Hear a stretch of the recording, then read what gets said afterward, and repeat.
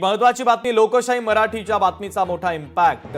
लोकशाही मराठीच्या बातमीच्या इम्पॅक्टच्या संदर्भातली अपडेट आपण पाहतोय। वाळू माफियांना मदत करणारे तलाठी आणि मंडळ अधिकारी आता रडारवरती आहेत। लोकशाही मराठीच्या बातमीनंतर महसूल प्रशासनानं कान उघडणी केलेली आहे। लोकशाही मराठीच्या बातमीनंतर वाळू माफियांना मदत करणारे तलाठी आणि मंडळ अधिकारी आता रडारवरती आलेले आहेत। वाळू तस्करी आणि मुरुम चोरीच्या मुद्द्यावरून पोलीस आणि महसूल प्रशासनामध्ये चांगलीच जुंपलेली आहे। सचिन बडे आपले प्रतिनिधी आपल्याशी जोडले जातात या बातमीच्या संदर्भातले अधिकचे अपडेट देण्यासाठी। सचिन, लोकशाही मराठीने हा मुद्दा सातत्याने लावून धरलेला होता, त्यानंतर मोठा इम्पॅक्ट लोकशाही मराठीचा। शुभम, आपण पाहताय की छत्रपती संभाजीनगरमध्ये एक प्रकार समोर आलाय ज्यामध्ये वाळू तस्करांना सोडलं जाते, वाळू माफियांना सोडलं जाते। मात्र जे कारवाईसाठी गेले होते त्या तहसीलदारांना तब्बल 3 तास पोलीस स्टेशनमध्ये बसून ठेवण्यात आलेलं होतं आणि हा प्रकार जो होता तो पोलिसांनीच केलेला होता।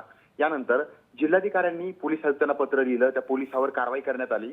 मात्र हे सर्व काही होत असताना हे कोणाच्या आशीर्वादाने चालतं हा प्रश्न उपस्थित केला जातोय, कारण या ठिकाणी मिली भगत असेल असा अंदाज जो होता तो व्यक्त करण्यात आलेला होता। आणि त्यानंतर महसूल मंत्र्यांनी सुद्धा या ठिकाणी असणाऱ्या कर्मचाऱ्यांना आणि अधिकाऱ्यांना धारेवर धरलं आणि त्यांना सुद्धा जाब विचारलेला आहे।